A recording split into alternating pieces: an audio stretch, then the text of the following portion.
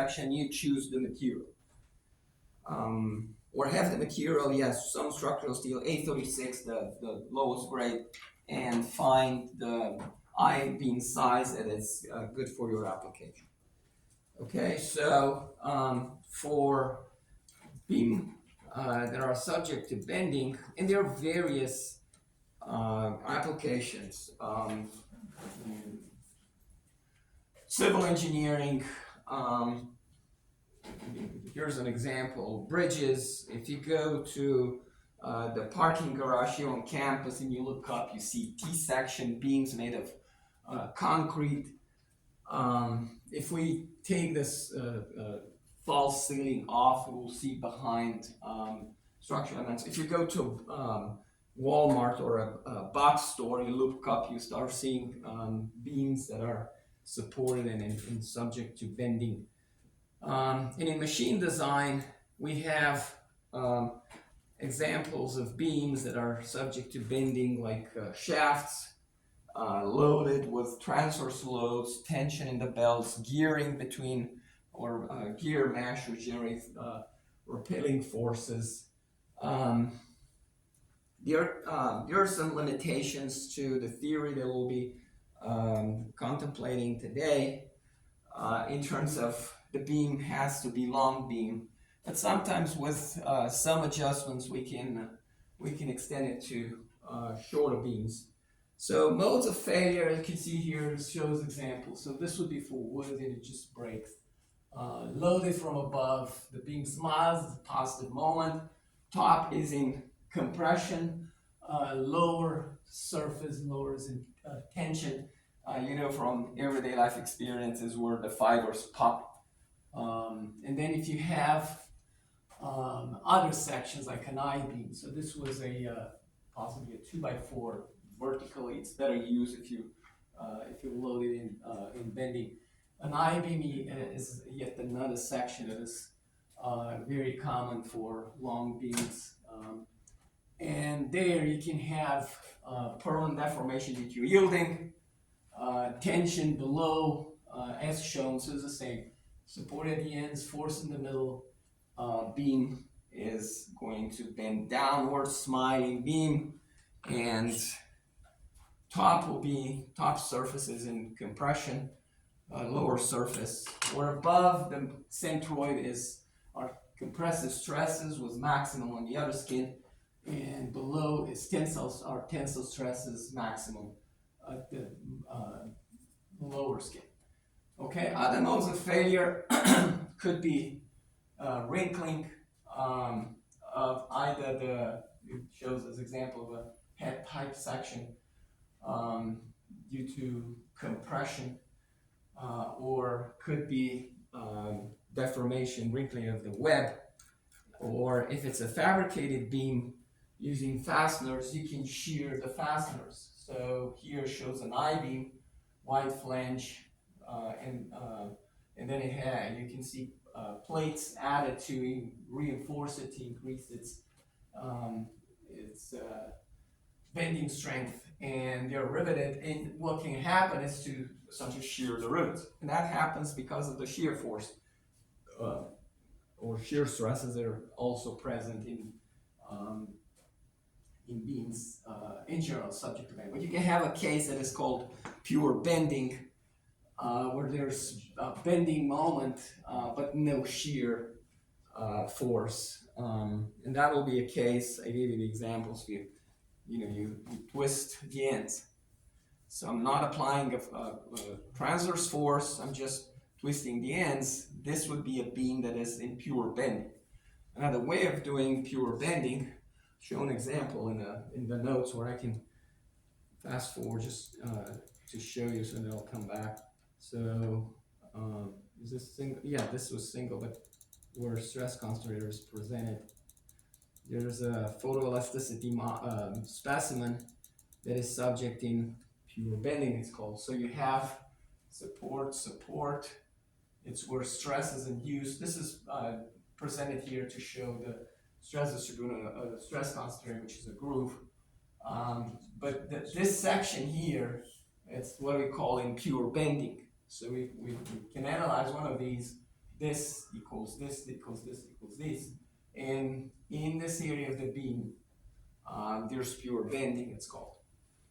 Okay, so, oh, I'm on the wrong chapter. So in analysis, we're going to here list the possibility of possible failure modes of beams in bending. So we're going to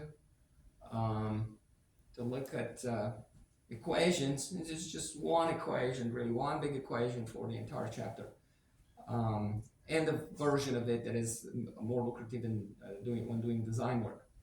Okay, so here we're looking at a simply supported beam with two equal loads. Looks like there's symmetry.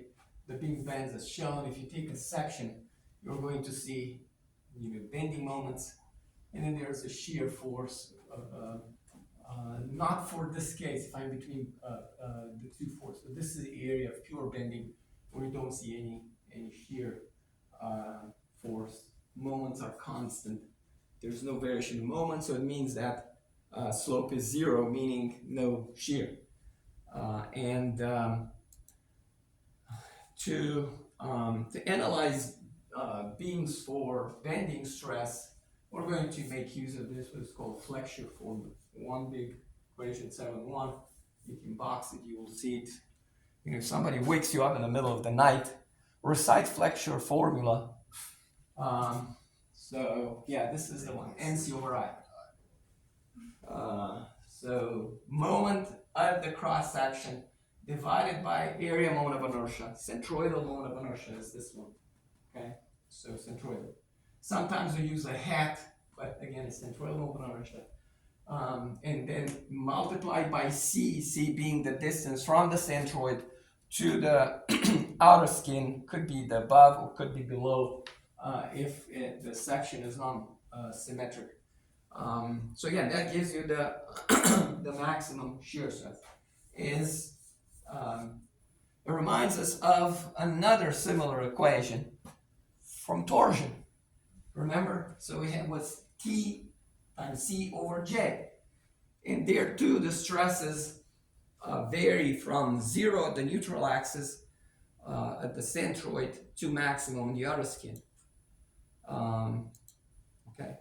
So for assuming a full understanding of or knowledge of area moments of inertia, then you just need to figure out what the area at centroidal moment of inertia of the cross section is. And we have appendix 1 for common shapes. If your structural sections, you go to the respective appendix to get them from there, and you evaluate the maximum shear stress. Some limitations. I said that the beam has to be straight or very little curvature. In design machine elements, we're going to study curved beams.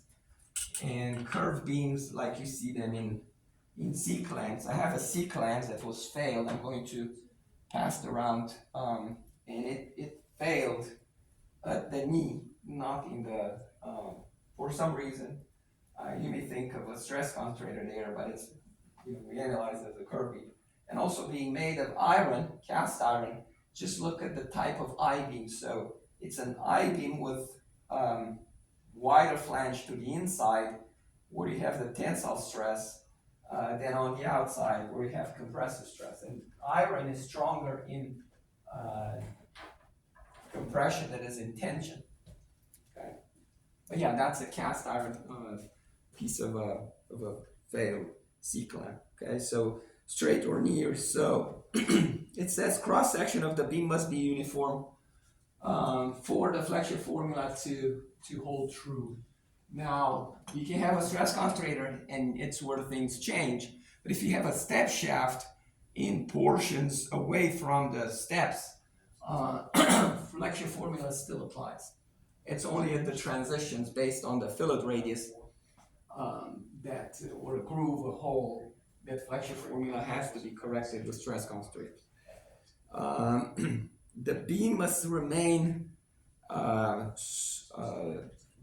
necessarily straight bends, but no, you should apply the load such that twisting does not occur. If it's a symmetric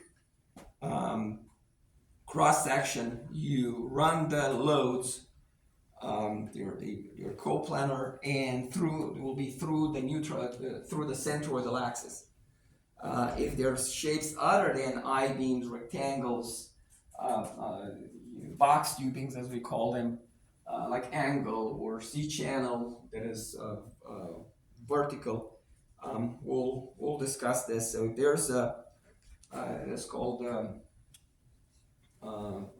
flexor center through which the vertical load should be applied in order not to induce twisting, because you add to the, as we discussed before, so you have compressive stress, but if you move the forces offset, I'm inducing, in addition to the axial load, I'm inducing bending.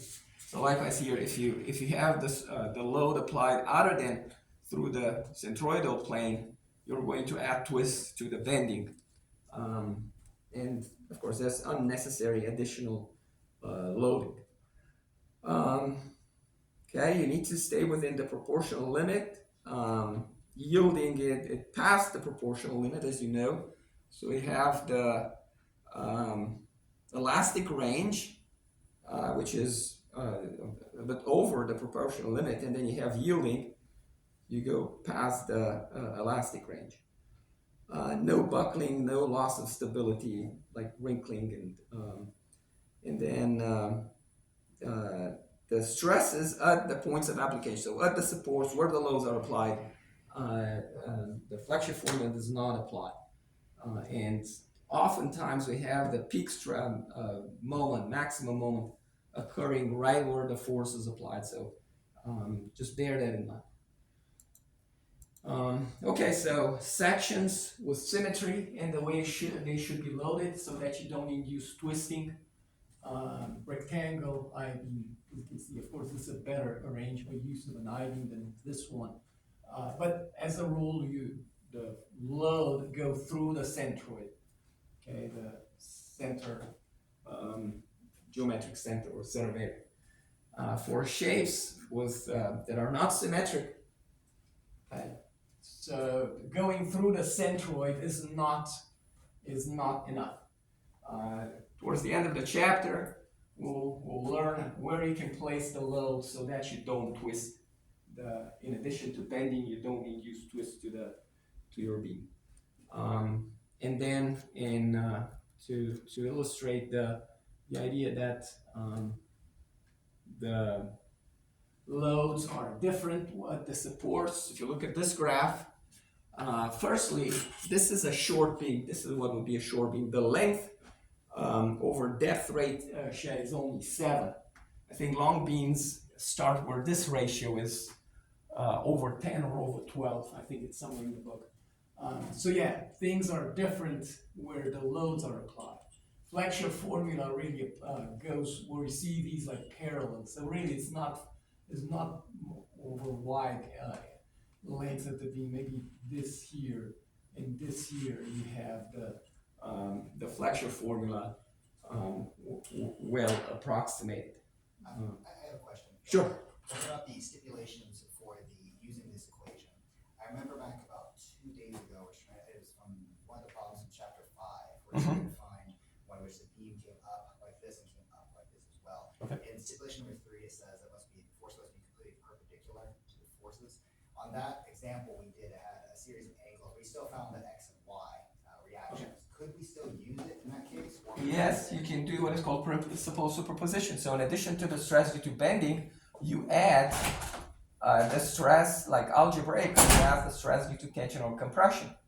All right. So yeah, no problem. We'll discuss principal superposition in just a little bit. If you look, like the next page here shows the stress distribution in a cross section. So we learn how to calculate the maximum stress, MC over I, and then stress anywhere over the cross section, you same as we did for torsion.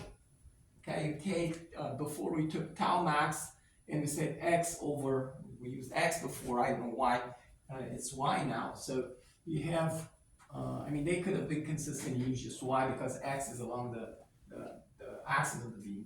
But yeah, this equation gives you the stress anywhere along the cross section. Y is oriented positive down, so this will turn to a negative value if you go up, and it will turn into a maximum compressive stress, which is a negative.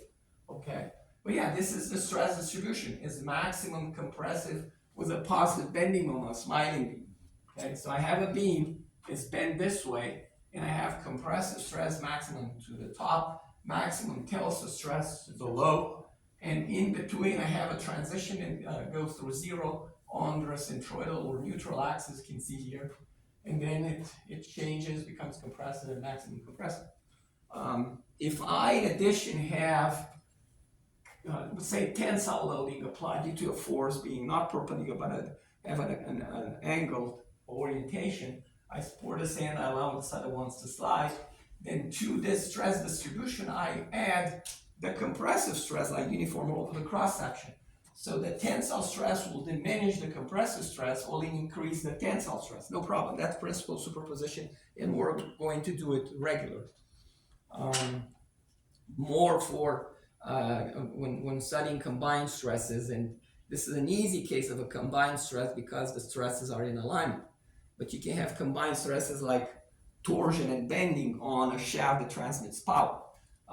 Will be our concern for a few weeks in the design machine elements.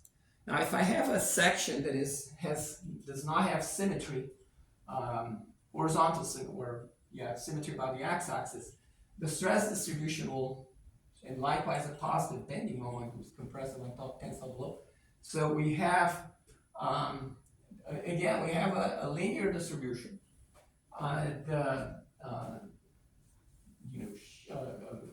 The cross section of beam will be in equilibrium if I'm looking on the top portion of the section that is above the centroid. I have this area that is over which stress is distributed, and then below where the stress is positive, I have a different area. The two together, the net effect is that the section is in equilibrium. What I have compressive stress with the corresponding area, and I have tensile stress with the corresponding area, is going to give a net zero force over the cross section. Okay, and in this case, Flexion formula should be applied in two instances. So same bending moment, same area moment of inertia, but then I have distance from the centroid to the outer skin, and then outer skin above and outer skin below. So you need to studying the section. What are CB and CP? Okay, so you first analyze the centroid. You found area moment of inertia, centroidal moment of inertia. You know CB, you know CP, knowing the full depth of the beam, and you can apply the Flexion formula for the two outer and above and below outermost surfaces. Okay, there's this section that explains how Flexion formula is derived, as well as why there is no stress at the centroidal axis. So essentially we delimit a piece of material and we set equilibrium conditions for a piece of the beam. So if you take this one, for example, you have a y-axis that's oriented positive down, and we know the stress at any sigma was sigma equals sigma max times y over c, being this one, or if I'm here, just one c, otherwise with CB, okay? And the effect of the rest of the beam would be this moment, all right? And then I have the tensile compressive forces that should be balanced because there's a net equilibrium of the piece of the beam. So force equilibrium condition, sum of forces, we define force element. So we take a stripe and sigma at the distance y, sigma for that y times the area dy gets you the force at that location. And then to, set sum of forces, which in our case would be an integral, because it's a continuous, so it's a surface integral over area A, all right? We set it 0. And then we now populate what is sigma. We have it here shown, and we move forward, and because sigma max is constant, it's coming in front, C is constant, it's coming in front, you have sigma max over C integral of what? Y dA. And in order for this to be 0, okay, I need to have this integral 0.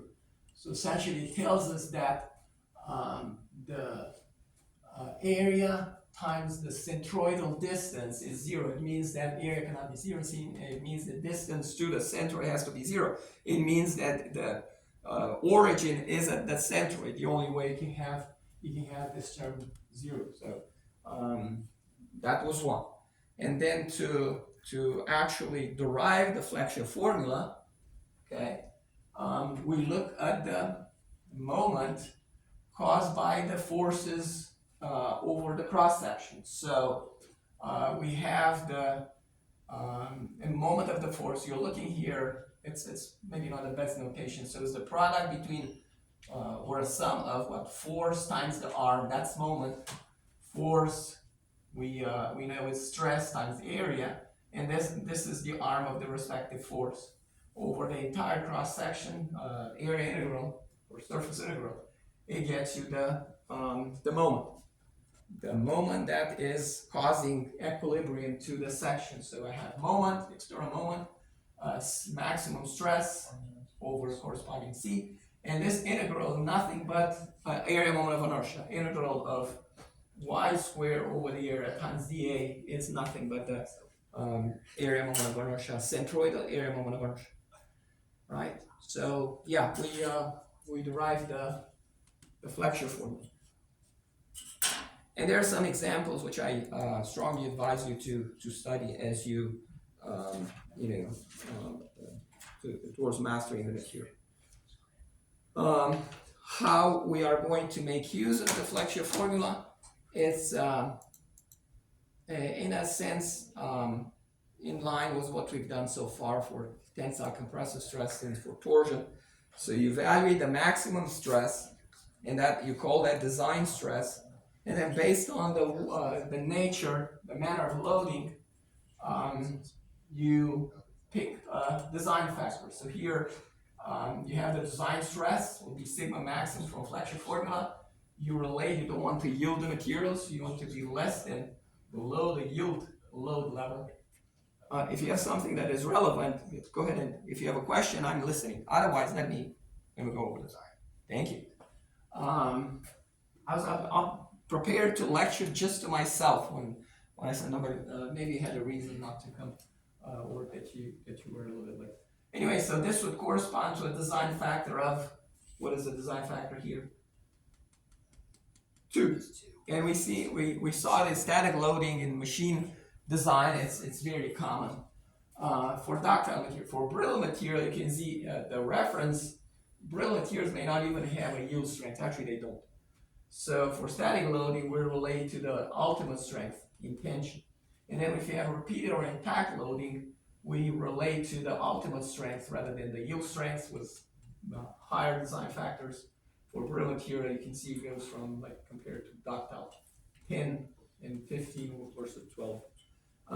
For building-like structures, and if you work with steel or with aluminum, as you can see, design factor is 1.5 for steel and 1.65. So these are stresses due to dead loading. On a building, the dead load is just the weight itself. It's what it is. In addition, you have occupants on a bridge. You have traffic, cars, trains, depending on the type of bridge. And then you can have seismic loadings, and you can have wind loading on a civil engineering structure. But again, this is for building-like structures. So you study the problem, and if it's indicative, it might even be stated in the text of the problem, the building type structure, you make use of these tables, which are also available, and this is where we're going to go for convenience at the back of the book. So on page 790, we have design bending stress, and if you look here, it's the second group. So geomachine and structural design, it repeats the first table, and then this other table 7.2, it's below. So it says for building like structure, American Institute of Steel Construction with steel, and for aluminum static loading or building like structure, design factor would be 1.65 if you take yield strength, or 1.95 ultimate strength, and you pick the whichever gets you a lower design factor. Does it make sense? Okay.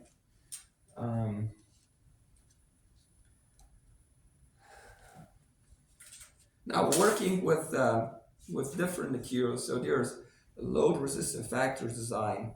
This is based on code, and then for non-metals like plastics and wood.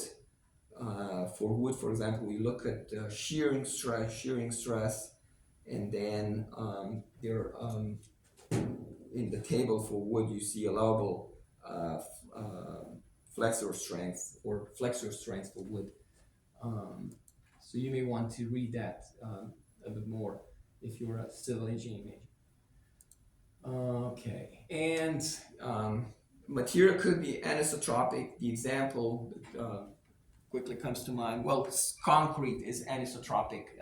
It's considered zero strength in tension. We rely just on its compressive strength. That's why we reinforce it to add to the tensile strength to concrete. But there's iron. Some like gray iron is much weaker in tension than it is in compression. It's like in tension, it's only about one third strong that is in compression. Okay, so when design procedure for beams, there are two approaches. I in a sense anticipated. So assuming you have a freedom to make the beam shorter, that's good for business. A shorter beam, it will be stronger for a given section.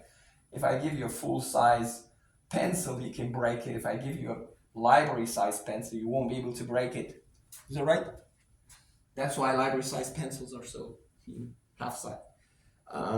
So yeah, if you have the freedom where to place the loads, or the span, shorter means stronger for the same section.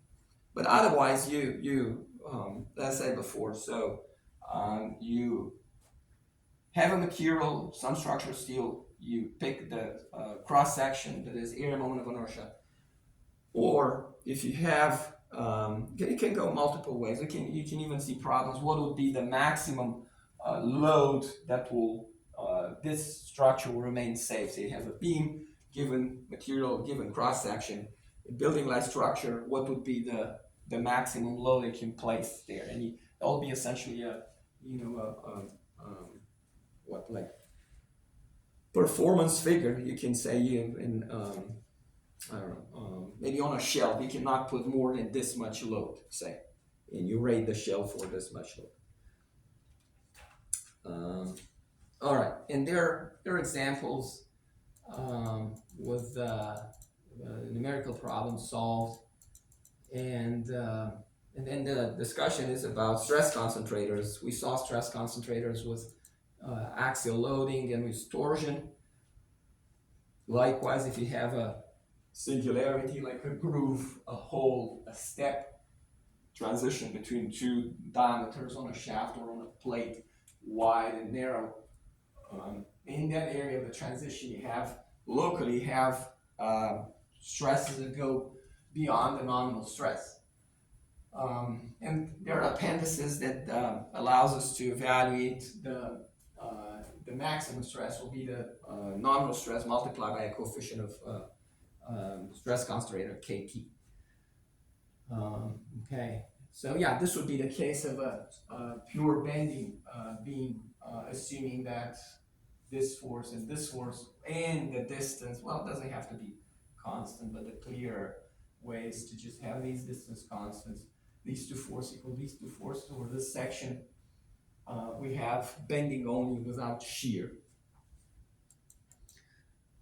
Grooves, keys on shafts, okay, you can have, and then the step, very common in design.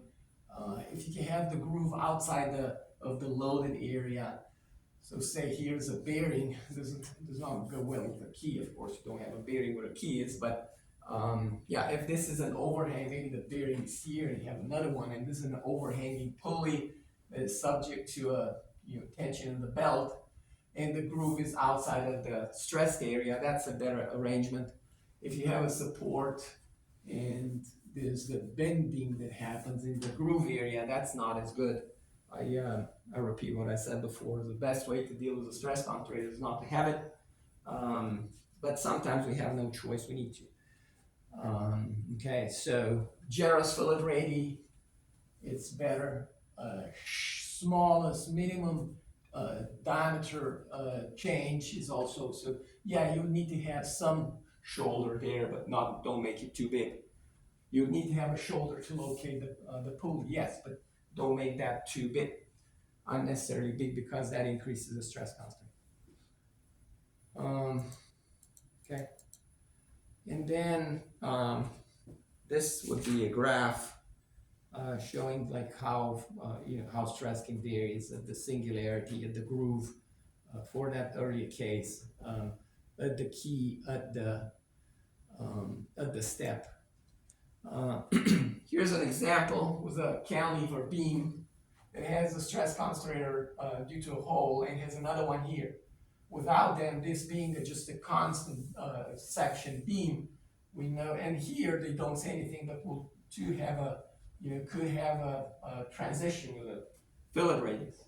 So we know we expect the maximum bending moment to be here, but because of the stress concentrator, we need to evaluate the bending stress of these other two sections, and then calculate the shear stress caused by the bending stress, and the corresponding stress concentrators to see what the values are, and if there's any possibility of localized yielding.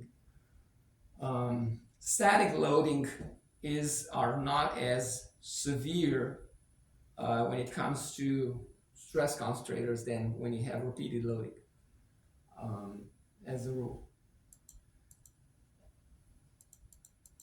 Okay, and here's I think it's the last or second last section. Yeah, there's one on preferred size, and then we'll move to solving problems. So flexion center or shear center. So for sections that don't have vertical symmetry, I said vertical, vertical symmetry about the y-axis.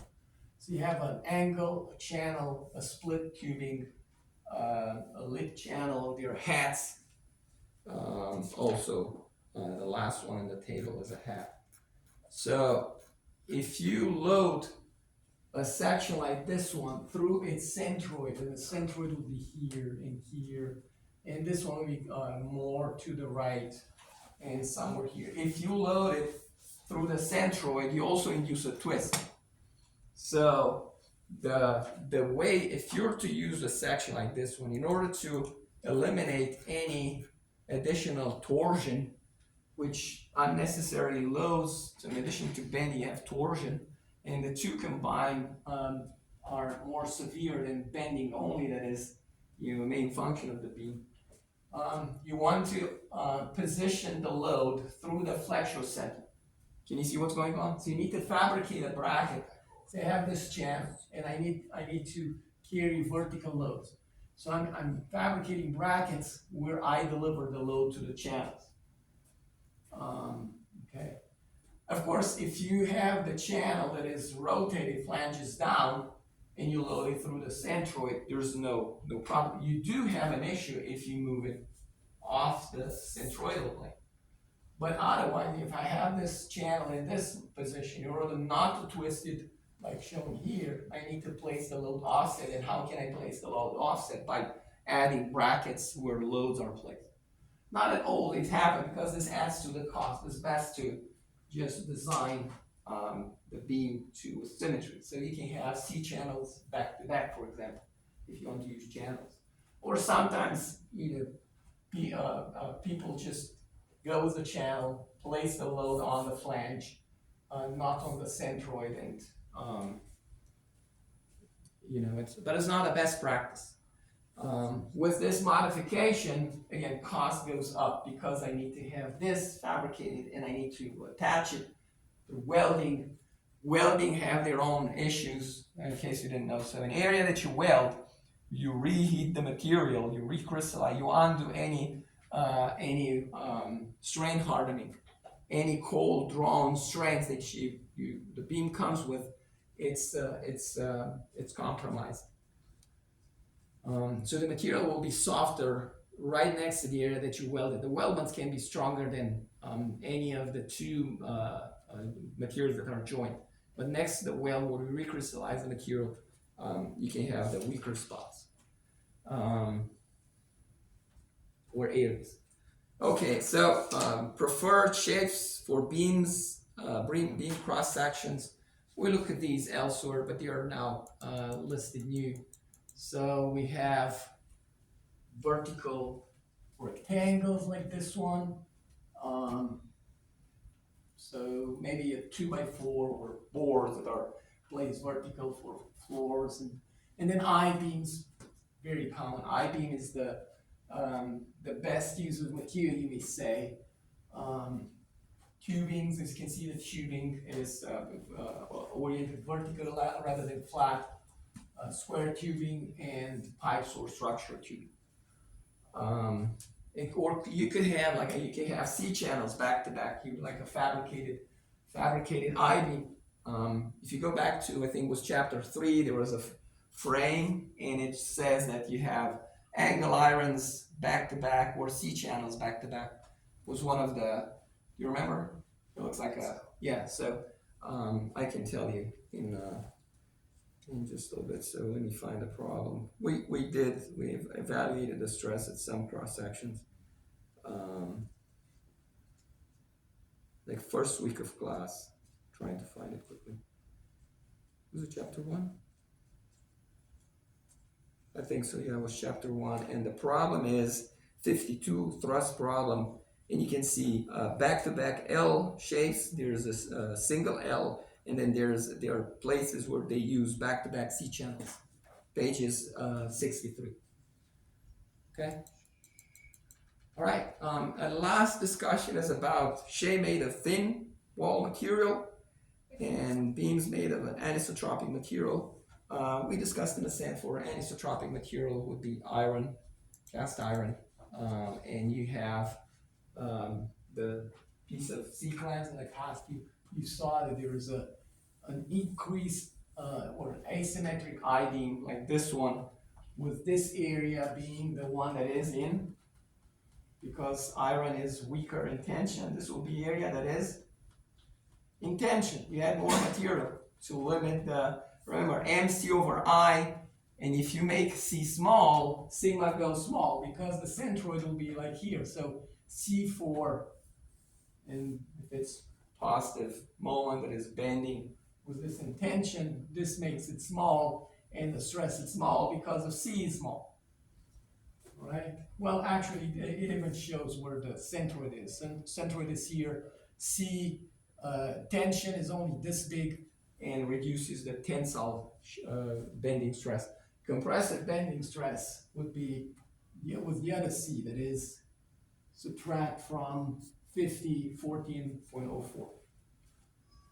Right? And again, there's some discussion of fabricated sections. I'm not going to additional discussion. There's no problem on of this type. Okay, so I think we're good to to practice some problems. I made a selection. So let's look at, okay, let's look at problem. Let's look at problem 7-7. So 7-7, it shows us a beam with overhangs, and the cross section is a C channel. It's a 4 by 2.331 channel, and is it aluminum? Aluminum channel, yes, aluminum channel. So we want to find the maximum tensile, maximum compressive stress in the channel for this this loading. So I'm taking hold screen and go to paint. Meanwhile, I can place this paint, paste.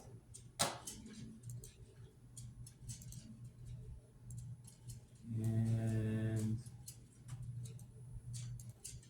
so problem is 7-7.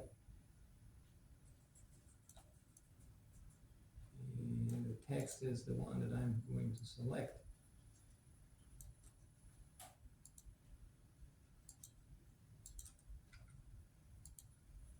And let's see what I need to blur this.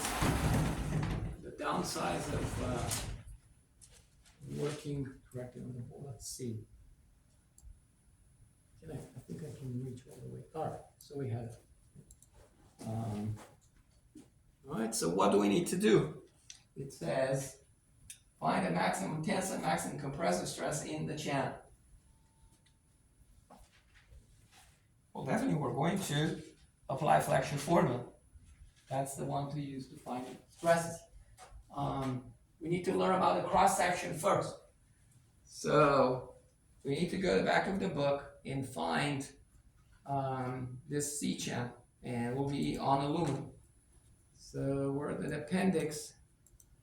I wish they had properties of structural iron, typical properties of aluminum alloy, and then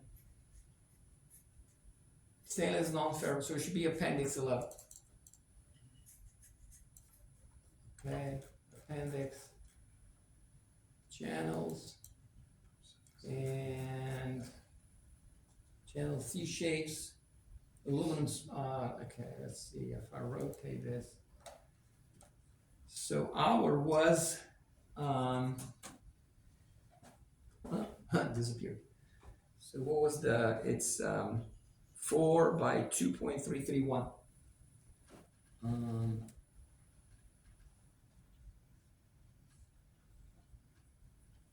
This is the designation.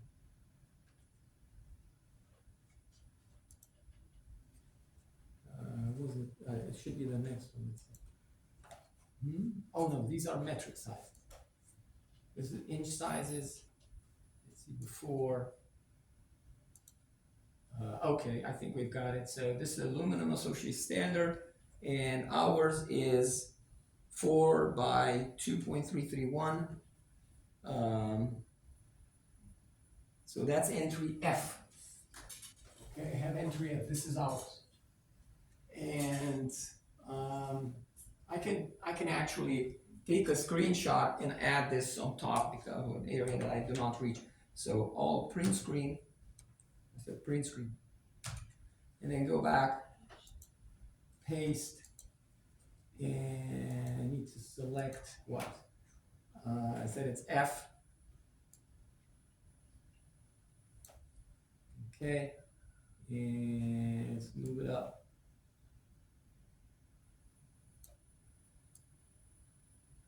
Okay, and then I need this one. Well, let me grab the copy, paste, and select transparent. I think we can solve the problem just below. Okay, so we have information about the cross section. Essentially, we have, we need to look at the rotated figure. So In the Flexure formula, remember we have sigma. In this beam, if you look at it, well, it probably goes both negative, that is, negative moment and positive moment possible. So we have sigma max is M, and we have a C1 over I, and sigma max compressive could be M C2 over I. So let's begin with I. Which I I'm going to use from the table? Do you follow?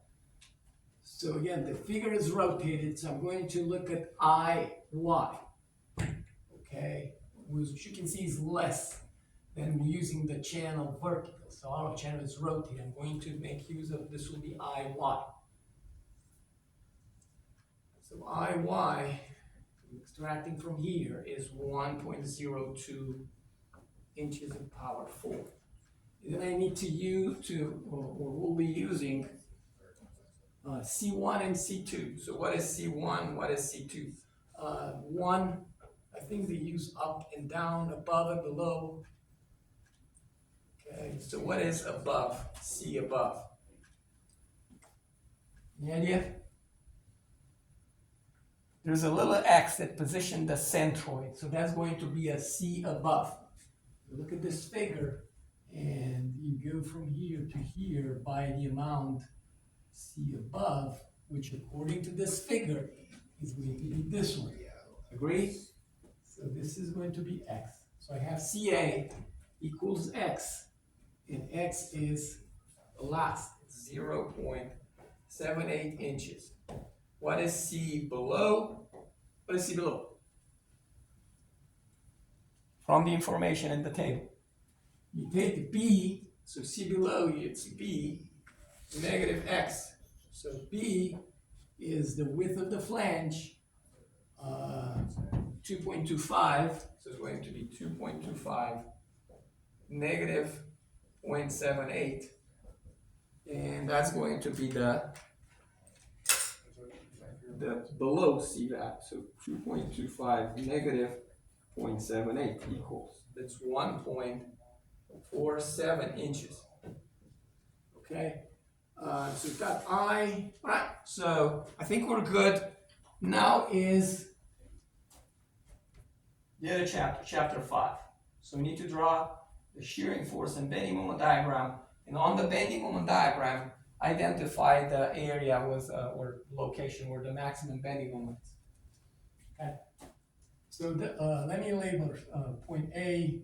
I have B, C, D, and E. Okay. So I need to evaluate reactions that support B and reaction that support D. So for that, need to sum moments. So firstly, sum of moments about point B equals 0. Have a preference for this analysis only, moments counterclockwise positive. So what do we have? We have a negative, rather positive. So positive 1,1250 times 6 inches. And they have a negative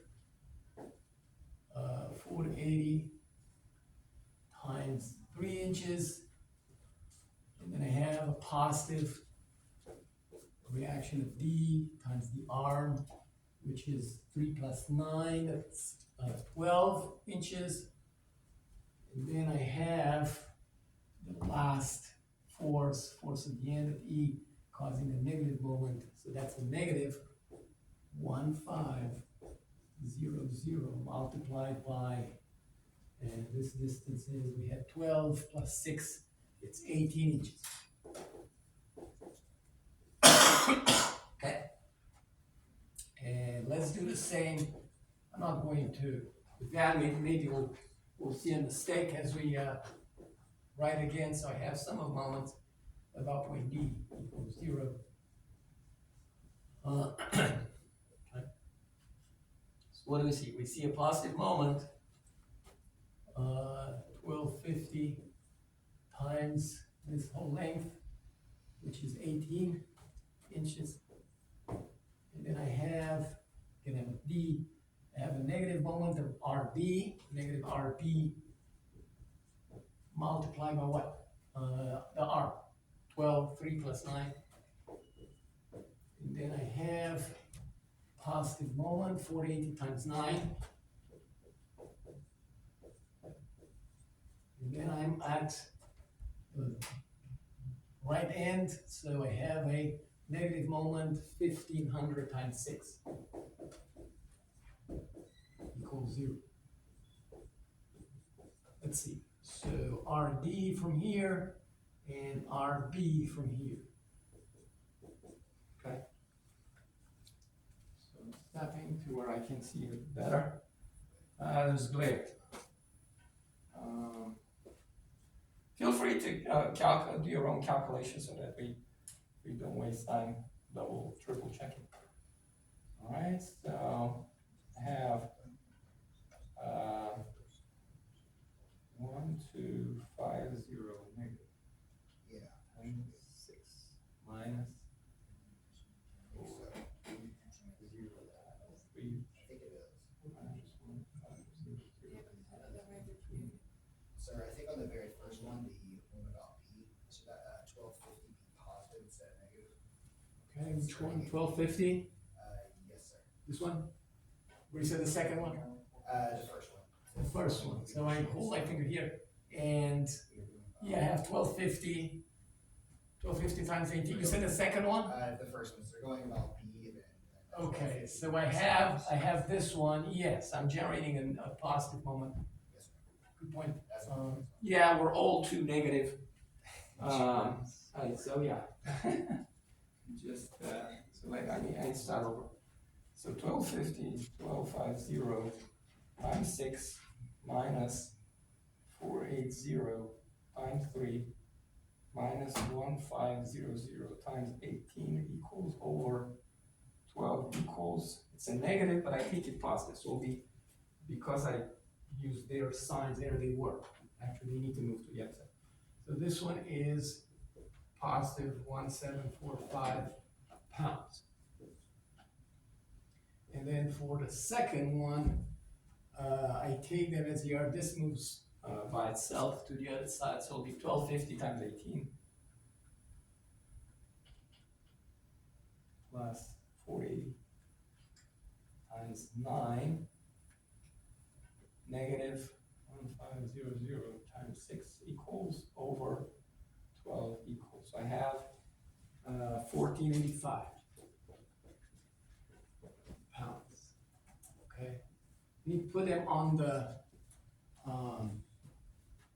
always expected. I mean, both should be pointing up. I have only down forces, no AP in reverse. Actually, no, I wouldn't say that. If this is really, really big, this may have to reverse so that you don't roll the,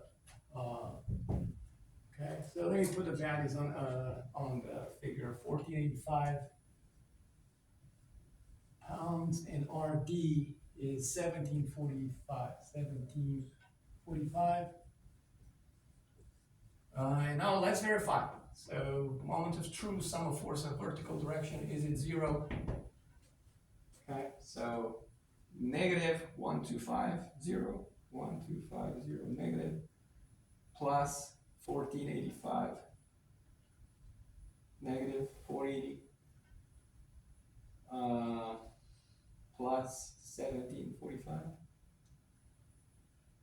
negative, yeah, it goes to 0, so we're good. So, okay. So now we are good, or no danger of doing useless work with bad reactions in this course.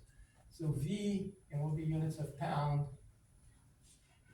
and it begins with a negative 1250, and nothing changes until I get to point B, and then I have a jump by 1485, so 1250 negative plus 1485 equals 235. Okay, 235 positive. This is a negative. and then it stays the same, and then I have a drop by 480. So I said negative 480. It goes to negative 245. Negative 245. And then it stays unchanged until I get to point D, and then here I have a positive jump. So jump up. So I said plus 1745. And this is 1500. And then it stays the same. And if I go a little bit right of point E, the 15, the end force brings the diagram to 0, and I'm good. Okay, so this is the shear diagram. Everybody agrees? Do you follow? Yes. Please follow. Okay, now we can draw the moment diagram. And units will be poundage. I cannot tell. We'll probably have both negative and positive. So I draw the axis. Again, there's alignment between load and what happens on the moment diagram. But just looking, I can tell that there will be, on the moment diagram, there will be 2 spots where the moment peaks. Is that correct? Where it will peak. Well, I have some zeros, actually 3. So the moment will go to a minimum or maximum here. Minimum, maximum, so we'll have 3 spots where we'll see what the magnitudes are there. Okay, so I start with a 0 moment, and I go on a negative slope of 1250. So it means I go down. I need to go negative. Okay, what will be the end value? I have 1250 times 6 inches. So 1250 times 6 equals, so this is 7,500. And it's one of the bigger slopes. This one is never put a value. So the other one will be even steeper. Okay. So I have this moment here is 7500 negative. All right, and then it switches to a positive slope, and it gets me from 7,500 to a lesser value by what amount the area of this positive rectangle. So I have current moment at cross section B plus will be 235 times 3 equals this. It goes to, oh, I'm sorry, I should have said negative. 7500 negative plus 235 times 3 equals, okay, it goes to 6,795. Negative 6,795. Okay. And then it switches back to a negative slope, and it goes on that straight line to a value that we can calculate. So I have the current moment value, negative 6,795, and I'm adding a negative that was subtracting will be 245 times 9. So I said negative 245 times 9 equals, it goes all the way to 9,000. So it goes, it's probably the maximum moment here. So this one is negative 9,000. Okay. And then that diagram should close to 0. So if I take this negative 9,000 value and I'm adding to it 1,500 times 6, what do I get? Plus 1,500 times 6 equals, it went to 0. Was expected. Okay. But it stayed all negative. So it looks like this beam, because of these large forces here at the overhang, is going to be thrown. I'm looking at the moment. And okay, so I have the maximum moment. This will be M max. that I'm going to use with these equations here. So sigma max would we have two maxes. Max in over the cross section and max along the beam. All right. The maximum stress is going to happen at the support. So, as you know, Fletcher formula is not going to be accurate where contact is made with the external load.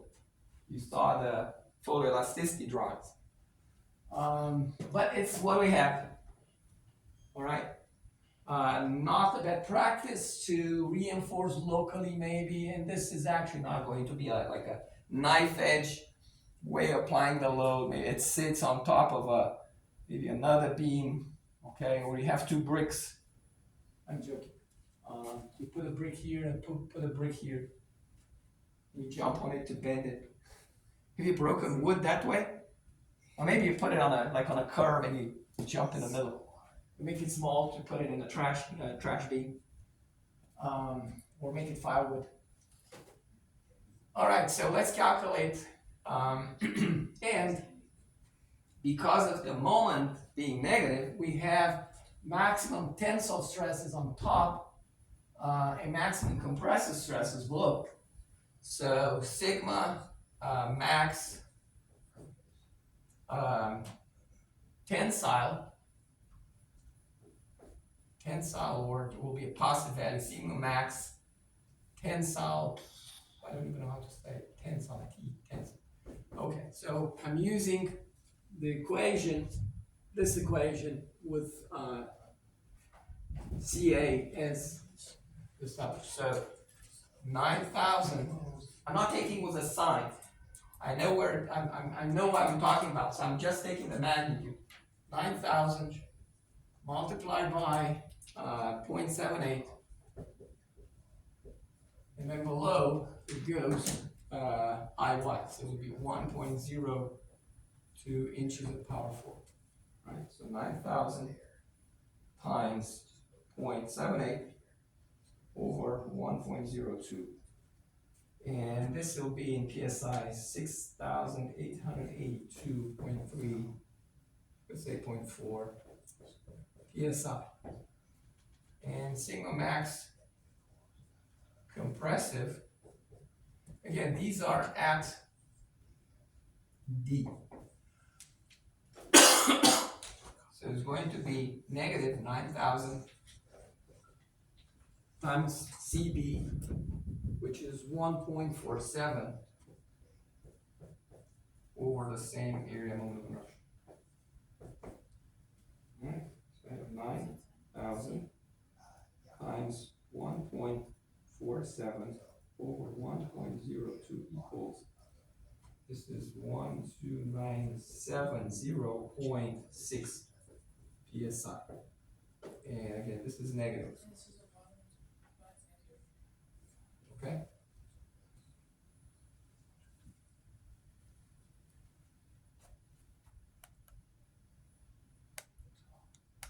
Was it clear? All right, let's take the problem a little bit further over what the book says. So let's see what aluminum material could be this beam available in. So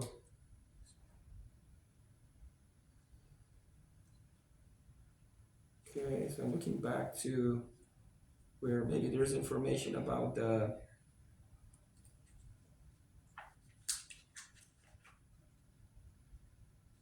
Aluminum Association. It does not say, but I'm now looking at typical properties of aluminum alloys. I'm on page 787, and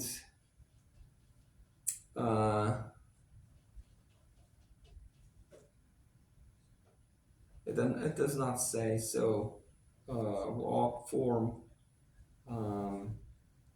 cast alloy, permanent mold casting definitely is not going to be the case of our I-beam. I cannot tell you exactly. Some research we can find what the aluminum grade is this I-beam available of. Let me just arbitrarily take the 1100H12. All right, so let's assume is static loading on, looking at the size of 6, yeah, does it qualify as a building-like structure? Static loading? Well, you need to research more. So, is this a building-like structure based on the size? I mean, I have inches, so it's not as big. Not that big. So, is it building-like structure? No. Maybe let's stay with fellow mechanical engineers, 2x2, and myself. So yeah, we're a majority. So let's assume it's static loading. We're building a stand. So let's assume static loading. And let's assume it's aluminum material is. Again, I don't know if this is available in that grade, but let's assume it's 1100. And then H12. Professor, quick question. Yes. Why is the second one negative? Why is negative? Yes. Because everything that goes up needs to go down. Remember, we have the stress distribution in the cross section. It goes from maximum tensile to maximum compression. Here we have bending moment. That when you have bending moment, the beam fronds. So it means you have on top, you have tension, you have compression below. I can illustrate with this other guy. Okay, so up, now rotating towards you. Can you see it stretching? Now if I do, well, the other way. Now if I do, this will be the below. Can you see compressing? So it goes from maximum tension to maximum compression. Put it behind. So yeah, that's why it's negative. And we saw a negative moment, it means that, and it's throughout, so our beam is really going to just, the deflected beam is going to be like this. So everything that's above will be in tension, everything that's below is in compression. By a smaller, greater amount, and the most stress is where the moment peaks, although peaks in a negative sense. And he calculated the 2, I took absolute value and I knew where, so I'm not putting this negative like there, but I recognize which side is tensile stress and which one is compression stress. Yes? I have a quick question. Old questions are quick. On where you found CB. Yes. A minus, oh, wait, never mind. Yes, so I have X, Yes, subtract. and it's this one or this one. And I Oh, have okay. B, Right which was here, I see it now. and I've got it here. from the, reading the chart, a drawing that goes with the appendix carefully, and that's it. But I'm adding to what the text says. So if we go with this material for this cross section, is the design safe? Static load, and let's assume a design factor of 2. Is this at least 2? You see what I'm doing? Okay, so for that, we go at where the summary of design stress guidelines, it is page 790. And again, it's not a building-like structure, static loading, general machine and structural design. And static loading, design stress is going to be, so sigma D is SY over 2, corresponding to design factor of 2. So what is the design, design stress? Well, the design stress is going to be the maximum of the 2, so, and with an absolute value. So this goes 12970.6. Is it less equal than SY over 2? And this will validate or invalidate our choice of a material. So I have never put it, so Sy for this aluminum grade, you turn back to aluminums, so yield strength for this aluminum grade is 15 KSI. 15 KSI. Does it make sense? So this was page 787. This one here was two page later, for 29 or 79. Okay, so let's start. Is this true? So this goes here. Let's see what we have. 15 exponent 3 over 2 equals no. So the answer is no. This is not a good material. Okay, do you understand? So we need to go to a higher grade aluminum, and Why was it not good material again? because the design stress has to be less equal. At the limit with a design factor of 2, I have equal sign. So I had design stress, which was this one, put it here, and I verified, is it less equal? Or you can calculate design factor. You can calculate design factor and report it as being fractional, or at the less than 1, which it is, so it's not safe. Actually, it's not safe to begin with. Once you load it, okay, so we can look for Sy minimum required. So put this aside, what should be the minimum yield strength? And let's find a material, aluminum material. In addition, you'll verify that it's available in this shape, or the C4 by 2.331. So what is the minimum required? How do you solve for it? Yeah, so you multiply this guy by 2, so it'll be 2 times 12970.6. So what is that going to be? 12970.6 times 2 equals. So this is 25.94 KSI. Can you find something? I think we can. So there's the 2014 T4 that could work. There's the 2014 T6. 3003 H18. So again, others that have at least 26 KSI yield strength. And of course, make sure that you have it available, or this sections are available at that aluminum grade. Otherwise, it will be a special order and more expensive. Was it clear? So as you can see, the new part is not as, it's pretty standard. Mistakes are usually made here. And maybe in this area, not reading the diagram correctly, not extracting values as they should.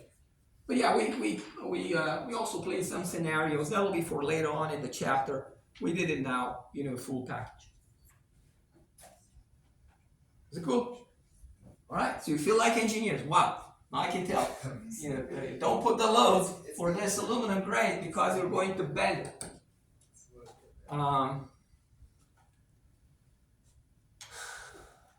So you take your photographs. Shall I turn the projector off?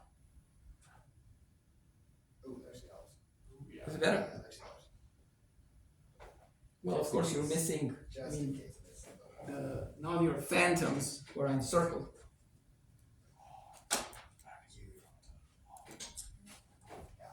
This makes sense. Oh my gosh, oh.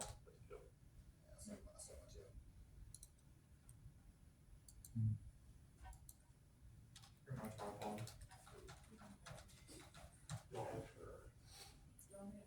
Yeah. Wow, we get straight Just to. once, just in case. This isn't even, No. just one more step. Yeah, so that's, I'm just trying to remember. It's gonna be the CA and CB for me, yeah. Same thing. Hold on to it. I'm ready to lower this and present you um, things of my own experience. So it was during COVID, and I sponsored a project at my house. And well, I had an interest in this project, so I contributed. So what I had, and two of the students went to competition, was just the well drilling device. We have a patent pending for it. And then, no joking. And then, so what's the novelty?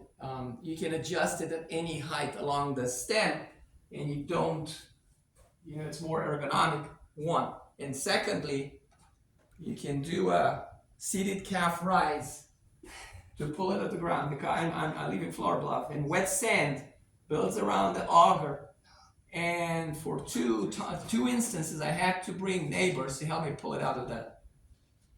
But then I realized that because we use a bracket that is continuously adjustable along the rod, just happened to be sitting around in the machine shop, coming from an old piece of furniture.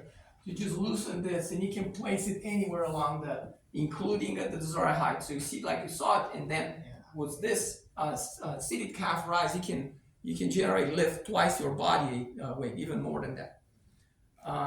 So yeah, that was one. So we had the well drilled, and then built a structure of wood. You can see calculate the bearing stress contact between the footage expected. We put this it's a 1 cubic meter 260 gallon tank. The well has a modest yield. Like right now, it takes a week for the 260 gallons. I use a timer. Pump runs 40 seconds, stops in 8 minutes, so that water can come back in. You don't circulate too much sand. You can see it's dirt, or it's yellow because of the sand suspension. Anyway, so here's where things became interesting. So when I first filled the tank fully, I'm looking in the morning, and well, this is a fabricating beam, 2x4s that it has a punishment. We wasted here and there too many. Okay, I have 2 pieces. I'm going to just assemble them. So this is what they did. And there was another aspect, not being fastened properly over the supports, and some other things. You can see it, it dropped, and luckily there was the backboards that stopped it. Otherwise, it would have gone all the way 2 or more. So I had to reinforce it, and I had to reinforce this with, on the back with, and actually this is this that you see here. So yeah, that was one big surprise, in the morning, and the flow rate or the pump rate was much, pumping more gallons. So like in 2 days, 48 hours, actually it was overnight. So in the morning, I'm just seeing, the whole thing went on a side for the 2 reasons. This was an unnecessary use of fabricating, and then it was at the supports that it yielded, and I had to use these reinforcements to hold it level. Anyway, structural engineer working with wood at work. Let's do another exercise. So I'm going back to. This has to rotate.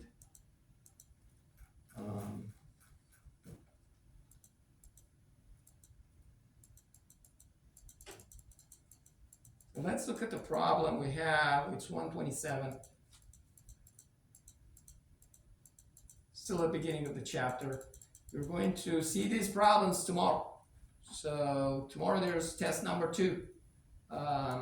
In 30 minutes will be the middle of the semester. Do you know that? It's gone by really fast. So in 30 minutes, at the end of this class will be the middle of the semester. I'm ready. You're ready for the middle of the semester? Okay, so let's look at this one. And it's problem 9. It says compute the stress due to bending in the beam. This is where we have to actually spend time calculating the moment of inertia. I look at the beam, and without this being 40 kilonewtons, or being 10 kilonewtons instead of 40, would have been straightforward to find the reaction to the supports. Do you agree? So again, I'm looking at problem 979, where we need, in addition to determine the centroidal moment of inertia. Are you on that? Are you doing other things? You're ordering No. food? What, I'm actually putting this in my notes. I take Oh. screenshots of it. Oh, and put okay, all okay. the charts right there next to it, Yeah, you it's- guys can easily see it. The same thing he is. It's copy. Yeah, that way you don't- I'm not sure. So, you're- photograph of the board. You combine it with screenshot or what? Yeah, no, we're literally doing the same thing you're doing. Okay. So, yeah, but- Anyway, so I was starting saying, because of this force being 40 instead of 10, we don't have symmetry, but we can what? We can play smart, and I'm going to show how. Say this is an FE exam and you want to save a minute or two. But if you feel more confident with the shortest path is the one that you know. Did you know that? Shortest path is the one that you. Oh, well.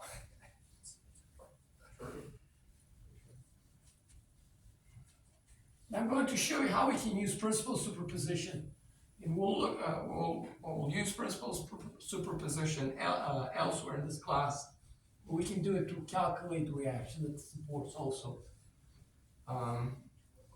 Okay, so we're going to assume that all these forces are 10 kilonewtons, and then we're going to assume that this is 30 kilonewtons, and then we're going to overlap the reactions.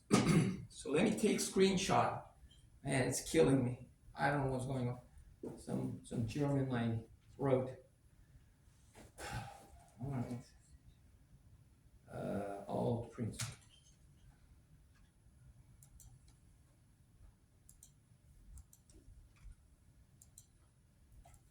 All right. So it says European shape. Is this a Euro? No. This is a fabricated beam. All right. So no European shape.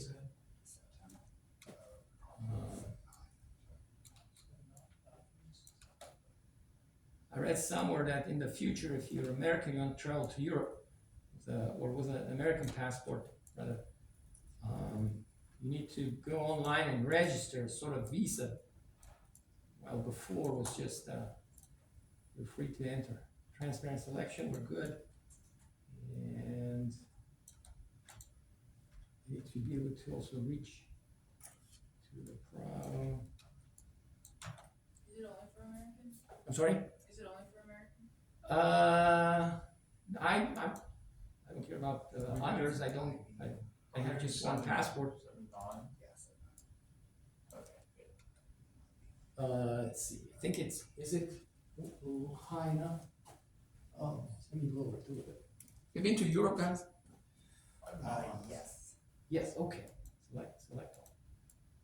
Not had the pleasure yet. I would love to one day. Well, Europe is a big place. Very many places that are so different. Okay. So I was telling you, we're going to assume this. I need a stool. So we're going to assume this to be 10 plus 30 kilonewtons, okay? So if it's 10 kilonewtons, I can tell the reactions right away. Right, what do you call this? A, B, C, D, E, and F. So this will be RA, and this will be RF. All right, so just for 10, what are the reactions of the supports? Well, you just take 1, 2, 3, 4 times 10, that's 40, divided by 2, that's 20. All right? And this one. So I have 10, 10, 10, 10. Because of symmetry, I have, what would have been, or is very tempting because of the symmetry of low locations, and just one being other than 10, Why not do? And then I have to take the case where just the 30 kilonewton force is acting. Does it make sense? So I'm overlapping two cases. One where all are 10, and one when there's just 30 here, and the others are new. So for the second case, reactions at the supports are in inverse ratio to their distances. So the 30 times would be this long distance, so I have 2.5, that's 7.5 plus 12, 1.2, that's 8.7. 8.7 divided by the full length. What's the full length? 7.5 plus 2.4. 2.5 times 3 equals, plus 1.2 equals 8.7 plus 0.2 equals, that's 9.9. 9.9. And this other one is going to be, make it smaller, plus, it's going to be 30 times the short distance, 1.2, over 9.9. Do you believe this? Okay, well, let me show you why. This is a lever. So if you have it in the middle, A, B, R, okay, RA equals RC equals. If A equals B, RA equals RC equals F over 2. But if A and B are different, then if I move this closer to A, that is making it smaller, this goes up. So it's going to be F times B over A plus B. This one is going to be F times A over A plus B. If I add these two together, I get F. Is that right? You can sum moments. If I sum moments about A, I get sum of moments about A equals 0. So what do I have? I have negative F times A plus RC times A